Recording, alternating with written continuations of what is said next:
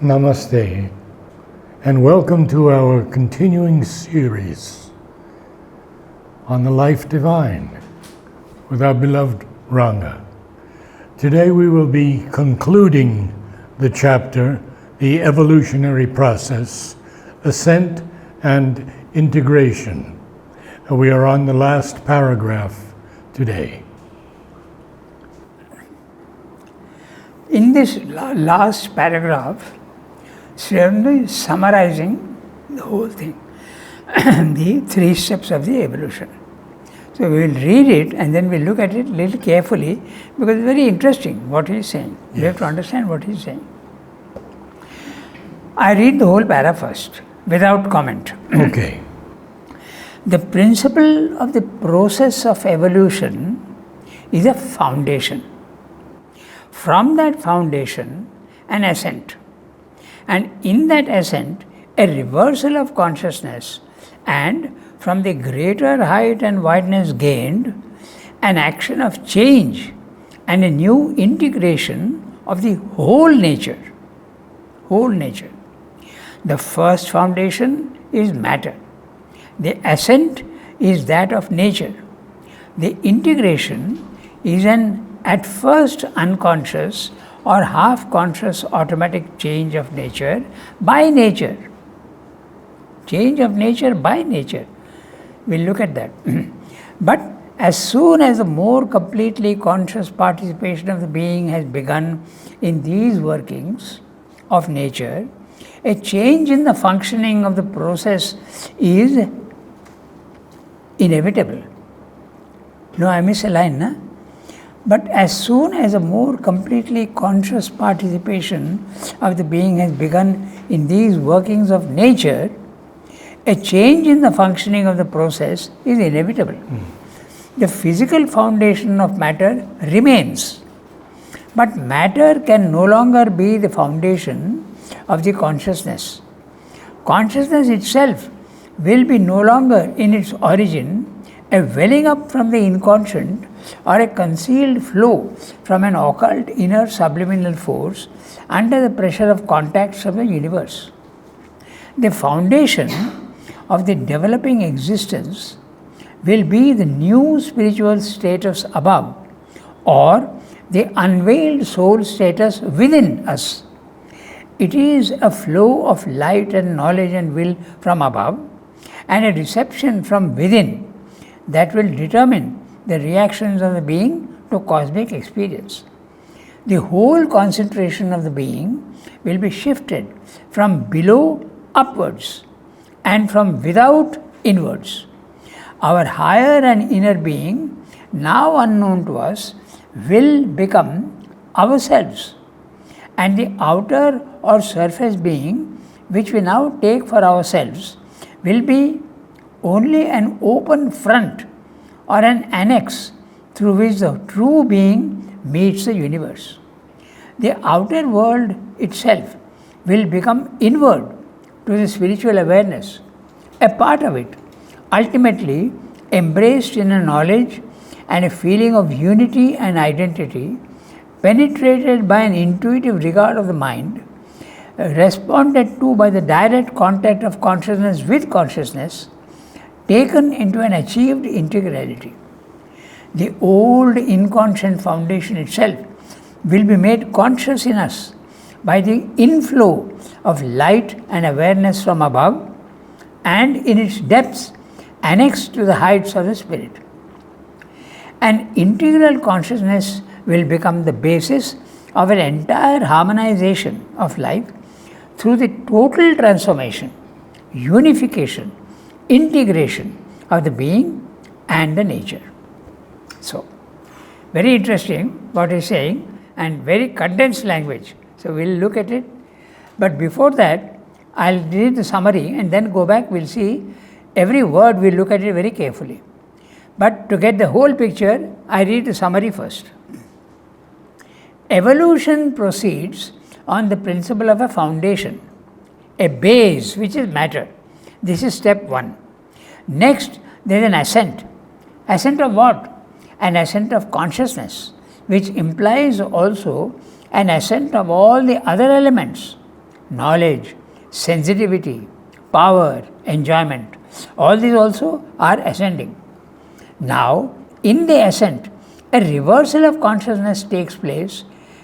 Initially, it is matter that's a determinative factor, and it hampers the growth of the higher grades, life and mind.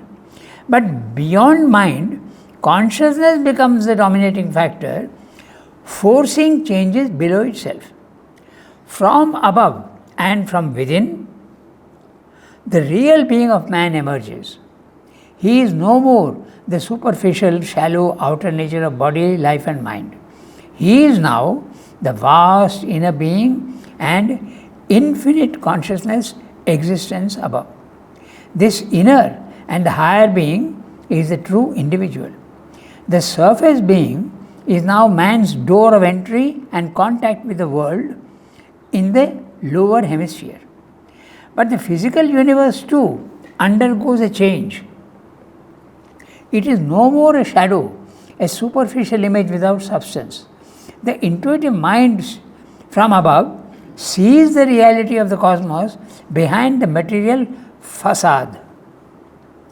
The physical world becomes a part of the whole being of man, even the inconscient. Now here there is a little problem which we will discuss. Individually, but universally also, is penetrated by light and its depths become a part of the higher hemisphere. All becomes oneness, harmony, a perfect integration of the individual Purusha and the cosmic nature, Prakriti. So, this is what he is saying.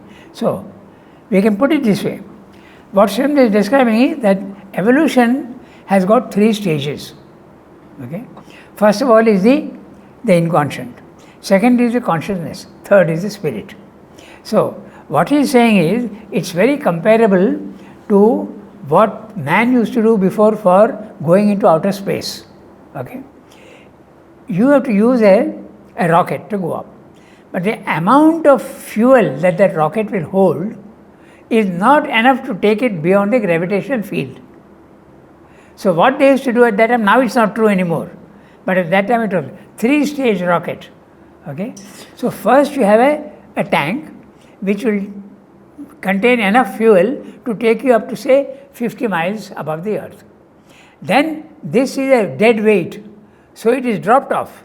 Now it becomes lighter and you need less fuel to go up. So the second tank takes over and goes into the orbit, and that also if necessary falls off, and then you go into the stratosphere.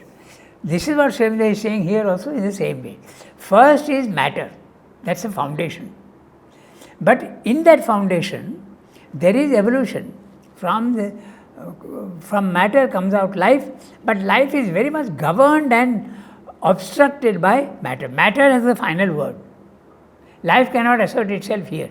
Life can assert itself in the life world, where there is no matter.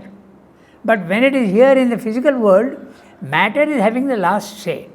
It forces death. Okay? Life is immortal, but when it comes down here, it forces death. So this is the first. Then mind comes up. But mind also is very much hampered by matter. Your mind in the physical world here in you is the brain, and brain is matter. So this is the first stage. But once this is achieved, the second stage begins. Now you go above matter, life, mind, and you are going into the second stage where matter has no hold. Just like that dead first tank. It falls off. It has nothing to do now. So consciousness becomes the second level. And from there, consciousness starts going up, and finally it is spirit that takes over. So these are the 3 ways, that's what he is describing here. Now we'll look at the words, you will understand very clearly. And each one he is also giving details. Very interesting.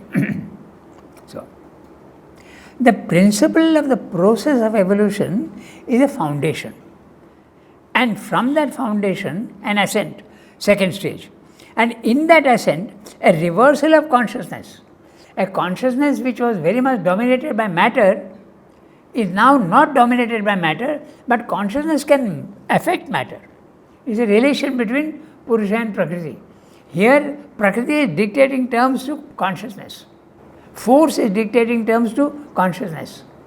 There is force in matter, and it is saying to consciousness, remain suppressed.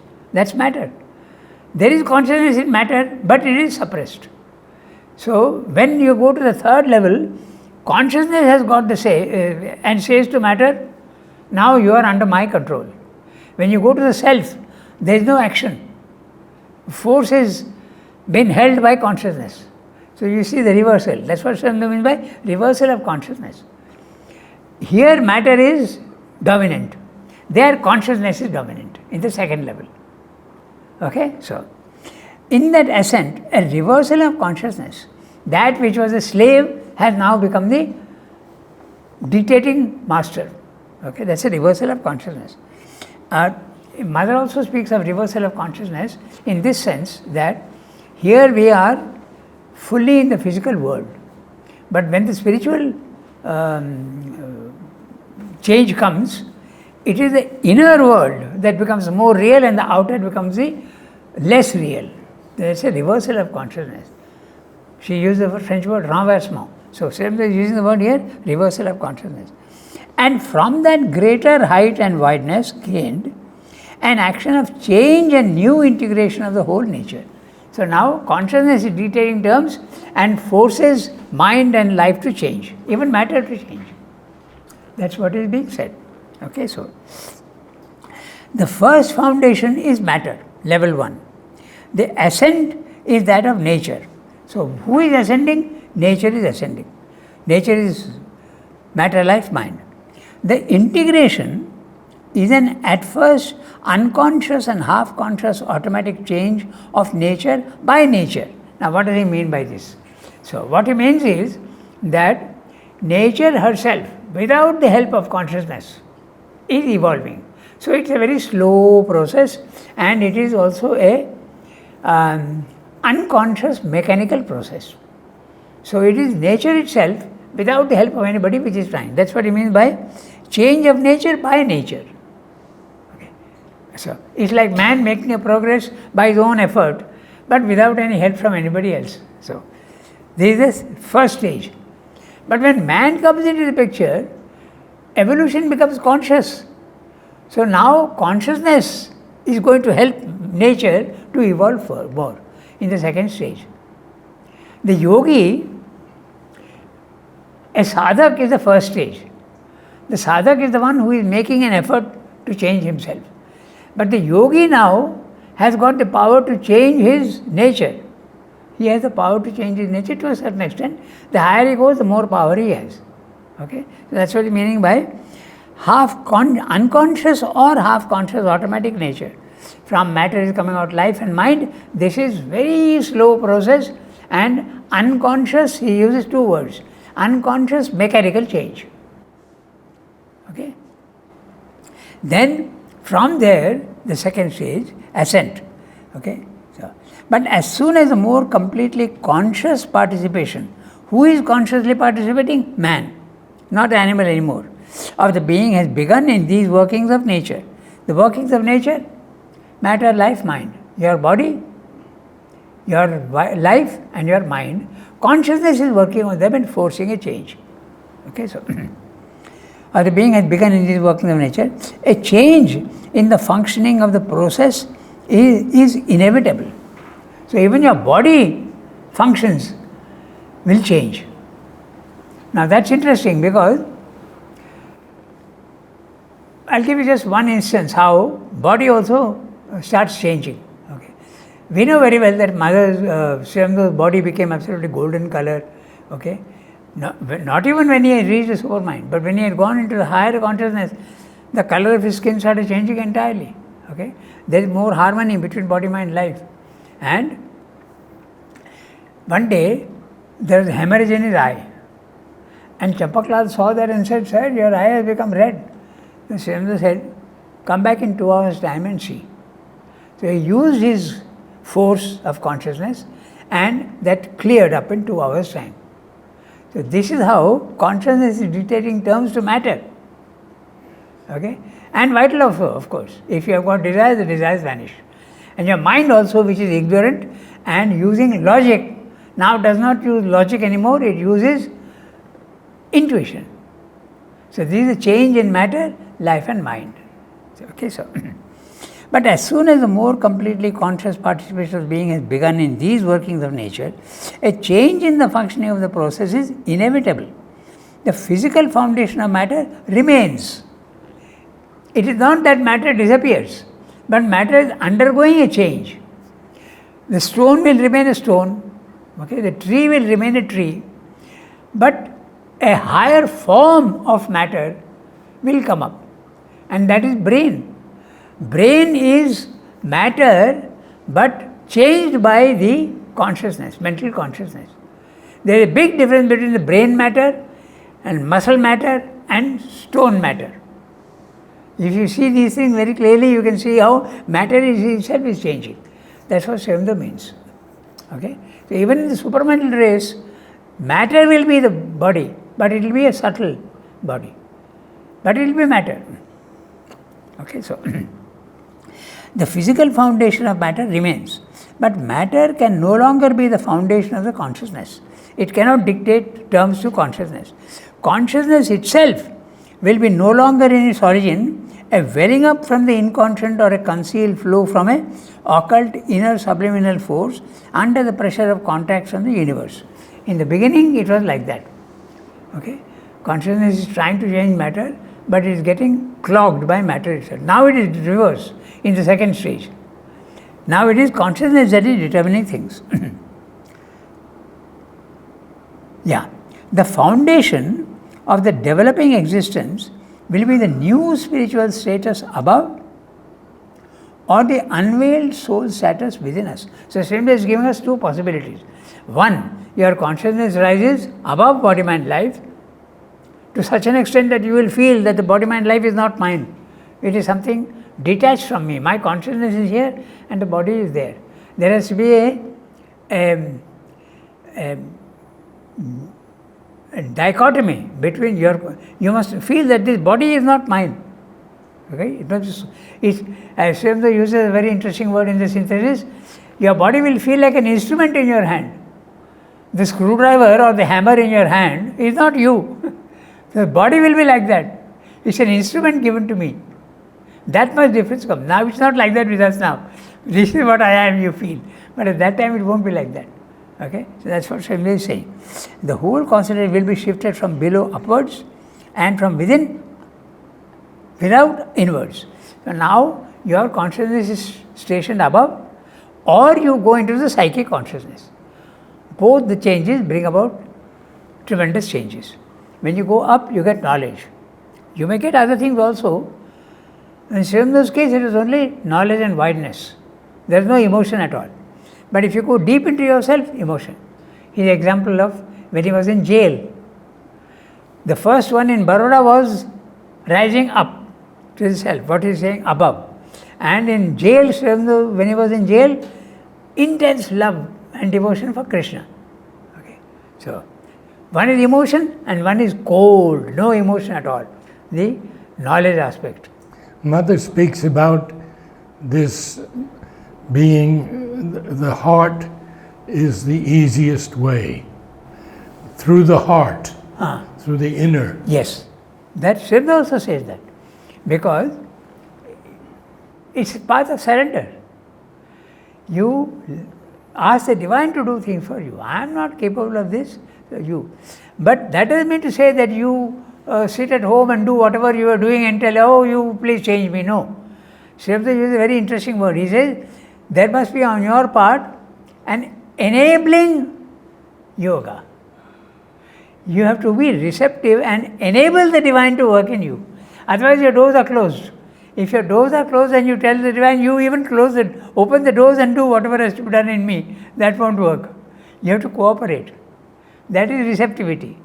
So you have to do some enabling, even surrender. Surrender should not be misunderstood. Surrender does not mean to say, I sit quiet and say, you do everything. No.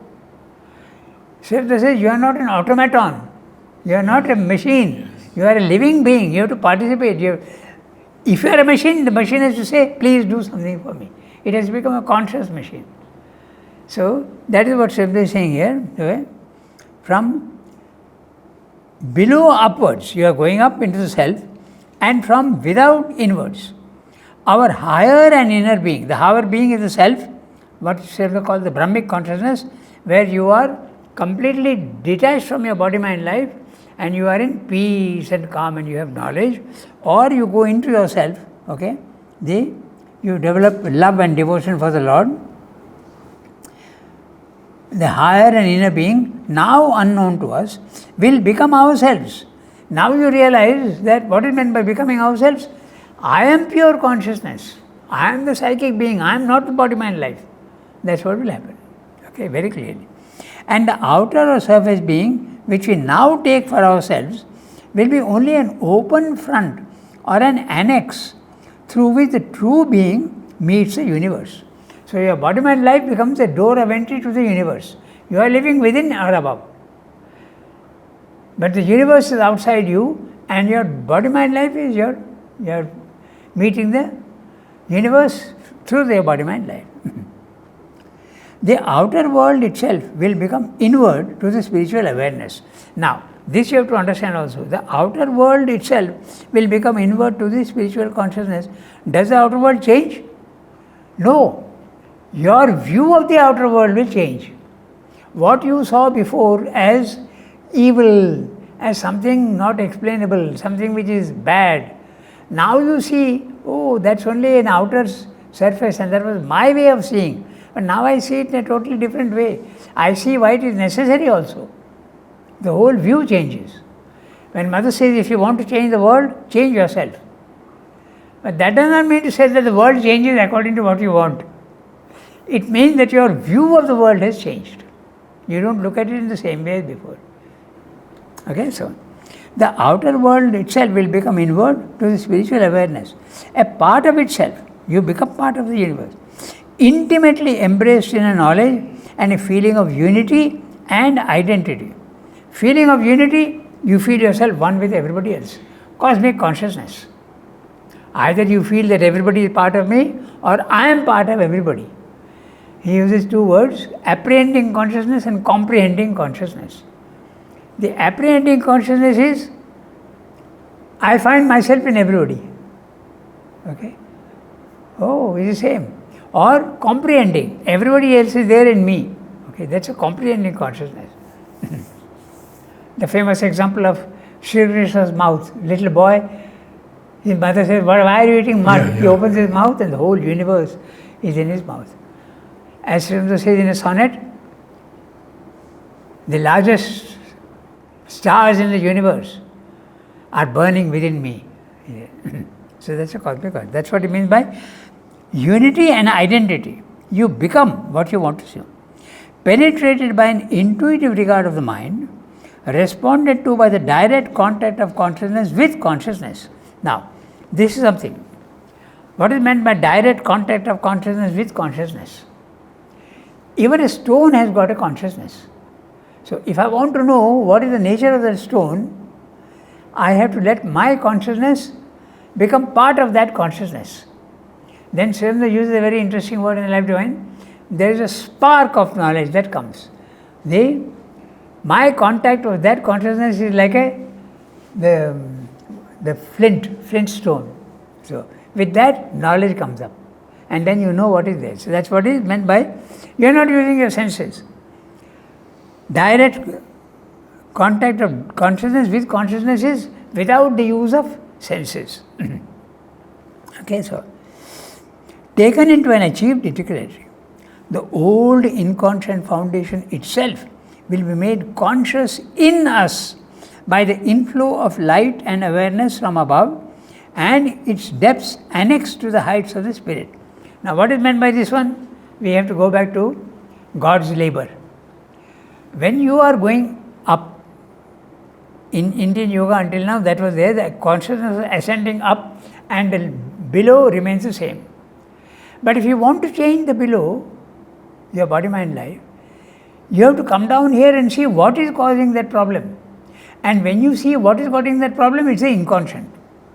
So, in God's labor, Srila is saying, I have been digging deep and long with mire and filth and horror of filth and mire. So he is doing that. So you have to clear all that stuff. As I said, take a bud in your hand and throw in a small glass of water, it all settles at the bottom. That mud at the bottom also has to be removed. Then the light can penetrate in. Then you can have a transformation of your body, mind, life. Otherwise, no. So you have to dig the inconscient also. That's what Swami is saying. The old inconscient foundation itself will be made conscious in us by the inflow of light and awareness from above and its depths annexed to the heights of the spirit. Now I have a small problem here. When the yogi is doing that, his subconscious and inconscient become conscious. But if the universal inconscience remains the same, it remains what it is until somebody else. Each individual will experience his inconscient becoming more conscious. This is why in that letter I copied of Mother to Jyoti Priya, when she says, "You are a realized soul, but you cannot change the world until you gain that power to do so." That's right. So you can change your own, the inconscient in you. Yes. But the other one remains there. There is another way of looking at it also. When the divine manifests the world, he has certain rules. He says, I am going to play a game. I am going to hide myself in the opposite of myself and I will come up. But there are rules in the game. I am not going to change the rules. I am going to, with those rules only, will play the game. So, in modern language, they say, changing the goalpost. Okay?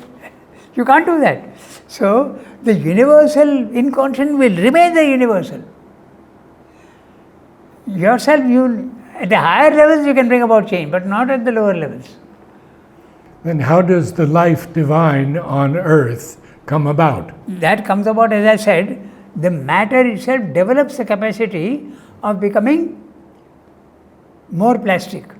You can already see that in a living creature, it is matter that has become living. Change has come. In a mind, it is the brain which is matter which has now become capable of housing a thought. Isn't it? Your muscle is also matter, but it is not capable of thought. It's only your brain that is capable of thought. So the matter has been changed to mind consciousness. Similarly, the inconscient matter will also be changed in you to a light consciousness. It can be changed, but not the universal. It remains exactly where it is. So, this is what Siddhartha is saying. The old inconscient foundation itself will be made conscious in us, okay, by the inflow of light and awareness from above and its depths annexed to the heights of the spirit. So, in a letter to Niruddha, he says that I have found my secret Einsteinian formula. Now I know how to change matter. Okay, I have understood now. He says. So he's been digging deep and long. Now he knows what the problem is and he can do it. It will take time and it's not yet been done, but it can be done. So, an integral consciousness will become the basis of an entire harmonization of life through the total transformation. Total transformation, not only your consciousness going above and leaving the body-mind life here, which was the normal aim of Indian yoga. No, you have to go beyond that. There was a gentleman here who came recently and he asked me, how is Shando's yoga any different from the traditional path? What is the difference? He is saying the same thing. I told him no, he is going beyond the traditional path. Until now, the traditional path was only taking your consciousness to a higher level, or even not leaving the world but coming here, but not transformation. Shando is going beyond the traditional path to transformation of your body-mind life and a new supramental race which can do that. So, that's what Shando is saying. An integral consciousness will become the basis of an entire harmonization of life through the total transformation, unification, integration of the being and the nature. So, unification You'll feel yourself one with everybody. Integration. The fight between your mind, life and body will not be there anymore. There will be total harmony between them. And the nature therefore will change. So this is what he is saying in this para. I will read the summary and then we will go to the next one, which is a very important chapter, the 7 ignorances and the 7 knowledge. Okay? So the thing is, he is describing evolution. And what is evolution? Going from ignorance to knowledge. So in the next chapter he is going to tell you what your ignorance is. Okay, so I am reading the summary of what he is saying here. Okay, so evolution proceeds on the basis of on the principle of a foundation, a base, which is matter. Next there is an ascent. Ascent of what? An ascent of consciousness. We read this. Oh, I'm sorry. We read this already. Yes. So this is what he is saying in this. So a lot of implications and all that. We discussed all the implications. Dear friends, I would just like to take a moment to share with you the uniqueness and the brilliance that Ranganath has given us. More than 30 minutes to explain one paragraph. No. It's just I may be wrong also in what I'm saying. Yeah, we don't know, we have to see. But it may help to see how Srimad is saying things. Thank you, Ranga. So now, the next chapter is a very important chapter. Out of the 7-fold ignorance towards the 7-fold knowledge. What is the 7-fold ignorance? We know that there are 7 planes of consciousness. And on each plane of consciousness there is ignorance until you go to the top. Just to discuss a few in what we know. Do we know that we are divine in essence? No. That's the first, absolute ignorance. Do we know that we had past lives? No. Do we know our psychic being? No. Do we know that we have come from, our outer body, mind, life has come from nature? No. So these are all. Then finally ignorance is, since I don't know all these things, even my actions in the physical world is going to be wrong. That's a practical ignorance. So there is a time ignorance, there is an absolute ignorance, there is a psychological ignorance, there is a constitutional ignorance, and there is a practical ignorance. All these he is going to discuss now. Okay, it's a long chapter, and we'll start looking at it.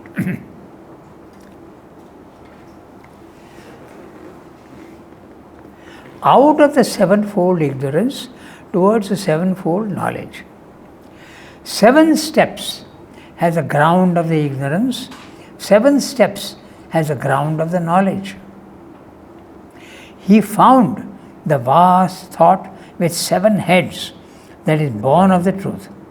He created some 4th world and became universal.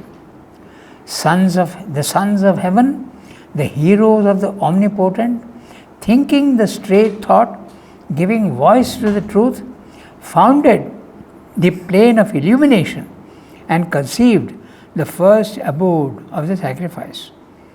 The master of wisdom cast down the stone defenses and called to the herds of light, the herds that stand in the secrecy on the bridge over the falsehood between the 2 worlds below and 1 above. Desiring light in the darkness, he brought upward the ray herds and uncovered from the veil the 3 worlds. He shattered the city that lies hidden in the ambush and cut the 3 out of the ocean and discovered the dawn and the sun and the light and the word of light, Rig Veda. Now, Rig Veda is very difficult to understand because first of all the language is 5,000 years old or 10,000 years old, and the translation also, Srimad has very much tried to keep the atmosphere of the original Sanskrit. So even the English is very difficult to understand. Okay, then the next one, small one, the master of wisdom in his first coming to birth in the supreme ether of the great light, many his births, 7 his mouths of the word, 7 his rays, scatters the darknesses with his cry. So, we can go into this quotation of the Rig Veda and see what is meaning by 4 words, 3 words. We can go into that, but I don't know if we should do that. I think we'll go straight to the text. I think so. Yeah. So, all evolution is in essence a heightening of the force of consciousness in the manifest being, so that it may be raised into the greater intensity of what is still unmanifest, from matter into life, from life into mind, from the mind into spirit, into the spirit. It is this that must be the method of our growth from a mental into a spiritual and supramental manifestation, out of a still half-annual humanity into a divine being and a divine living. There must be achieved a new spiritual height, wideness, depth, subtlety, intensity of our consciousness, of its substance, its force, its sensibility, and elevation, expansion, plasticity, integral capacity of our being, and an assumption of mind and all that is below mind into that larger existence. In a future transformation, the character of the evolution, the principle of evolutionary process, although modified, will not fundamentally change, but on a vaster scale and in a liberated movement, royally continue. A change into a higher consciousness or state of being is not only the whole aim and process of religion, of all higher ascetics, of yoga, but it's also the very trend of our life itself, the secret purpose found in the sum of its labor. The principle of life in us seeks constantly to confirm and perfect itself on the planes of mind, vitality and body, which it already possesses. But it is self-driven also to go beyond and transform these gains into means for a conscious spirit to unfold in nature. If it is merely some part of ourselves, intellect, heart, will, or vital desire self, which, dissatisfied with its own imperfection and with the world, strives to get away from it to a greater height of existence, content to leave the rest of the nature to take care of itself or to perish, then such a result of total transformation would not eventuate, or at least would not eventuate here. But this is not the integral trend of our existence. There is a labor of nature in us to ascend with all ourself into a higher principle of being than it has yet evolved here. But it is not her whole will in this ascension to destroy herself in order that that higher principle may be exclusively affirmed by the rejection and extinction of matter. Of nature. Nature, yes. To heighten the force of consciousness until it passes from a mental, vital and physical instrumentation into the essence and power of the spirit is the indispensable thing. But that is not the sole object or all the thing to be done. So, the last bit he is saying that until now yoga, the yogis are wanting to go to the consciousness and they don't care about body, mind, life. Let it, he is using the words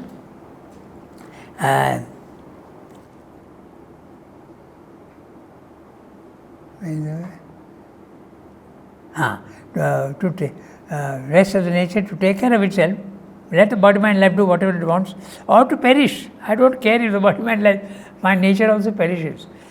In fact, that's normally what happens. When death occurs in a human being, the soul comes out. First of all, the body rots and goes back into matter. Then your vital substance also dissolves and goes back into universal vital matter. Your mind also, which is a knot of mental substance, dissolves and goes back into universal mind plane of consciousness. But sometimes, if there is very strong, then the body will always rot. The body can never be maintained.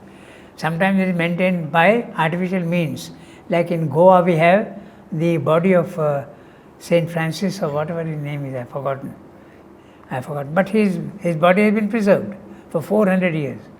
So, but it will rot ultimately.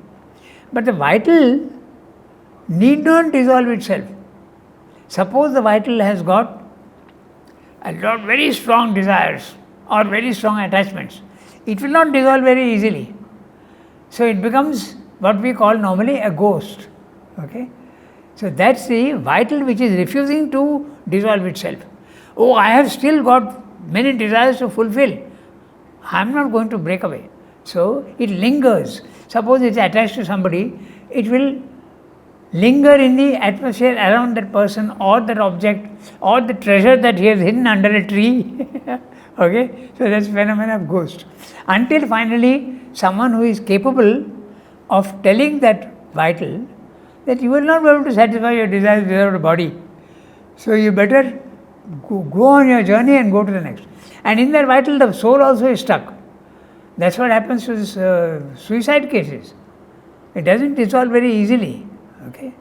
So similarly with the mind. So suppose you have a very highly intellectualized mind, the mind will not dissolve. The thought in the mind will try to enter into other minds and satisfy its urge. That's why sometimes the thoughts of one man will go into other people when it is very strong and powerful. So that's what Swami is saying. A normal human being in India is not worried about all that. Let the body, mind, life go to hell. Okay? So this Swami is saying that's not enough. Rising to consciousness is fine, but that's not enough. So I'll read the summary of this one. Summary, yes. What is evolution? It is a process by which the manifested being, limited and imperfect, raises itself in consciousness in order to escape from the limitations and imperfections. It means that the powers not yet actively part of life become operative in body, life and mind. Thus, from matter has sprung up life, and from life mind has appeared. Now the evolution must go on to the spirit. Okay? Evolution means that from a half animal state, man must rise to a divine level and make earthly life divine in every way. The process of the past evolution from matter to life and mind will continue, but on a much grander scale. It will transform ignorance to knowledge. So that's what's happening in the field of science. So matter has not changed, but the application has become vast. So how much science has improved? But it's still on the same plane, but still there is a wider knowledge and a wider application. The transformation will continue.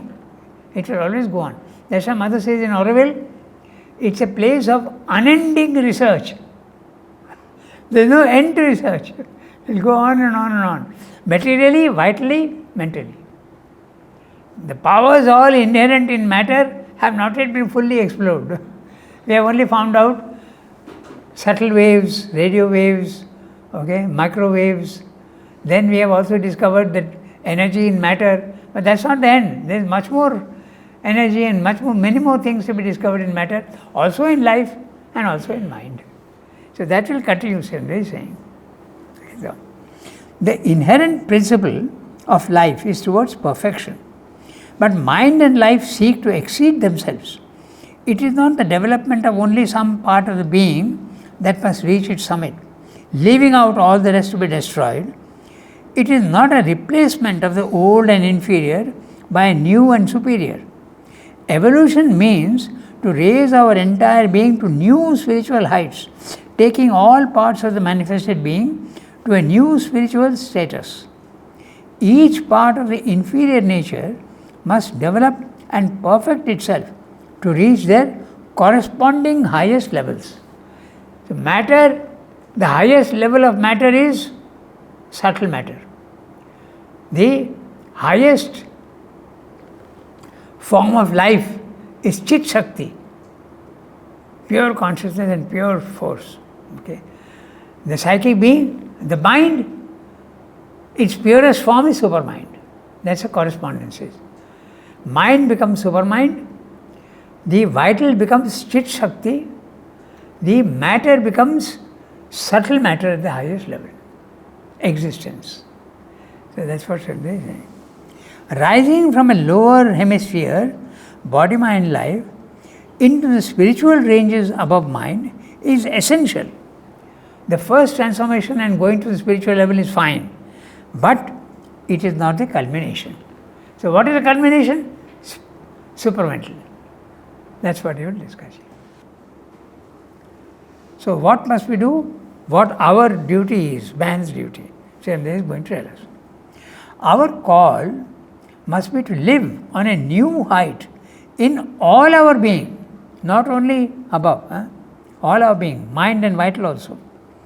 We have not, in order to reach that height, to drop back our dynamic parts into the indeterminate stuff of nature and abide by this liberating loss in a blissful quiescence of the spirit. Okay. So, he is referring to the normal aim of yoga in India. Okay. I don't know about other places, but to drop back the dynamic part. Which are the dynamic parts? Mind, life, body, all dynamic, into the indeterminate stuff of nature.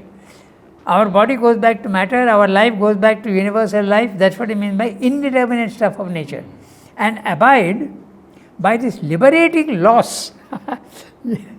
The loss of body, mind, life is a liberation. You have gone up. Okay, so into a blissful quiescence of the spirit. You have gone to the self. That can always be done, and it brings a great repose and freedom. But what nature herself attends from us is that the whole of what we are should rise into the spiritual consciousness and become a manifest and manifold power of the spirit. So nature itself is not satisfied by only that. Nature is left hanging here. I have been abandoned, it will say. So that also has to be changed. Okay, so very interesting. When you go to Brahmic consciousness, it brings a great repose and freedom. This is what happened to Sri Aurobindo in Baroda. When his mind went up, total silence and peace and calm. No attachment to the body, mind, life. An integral transformation is the integral aim of the being in nature. This is the inherent sense of a universal urge of self-transcendence. It is for this reason that the process of nature is not confined to a heightening of herself into a new principle. The new height is not a narrow, intense pinnacle. It brings with it a widening and establishes a larger field of life in which the power of the new principle may have sufficient play and room for its emergence. This action may have sufficient play and room for its emergence. Sorry. Yeah, this action of elevation. This action of elevation and expansion is not confined to an utmost possible largeness in the essential play of the new principle itself. New principle, the spiritual planes. It includes a taking up of that which is lower into the higher. This is what he is saying about the integration. The higher is taking the lower into itself. Okay, so it includes a taking up of that which is lower into the higher values.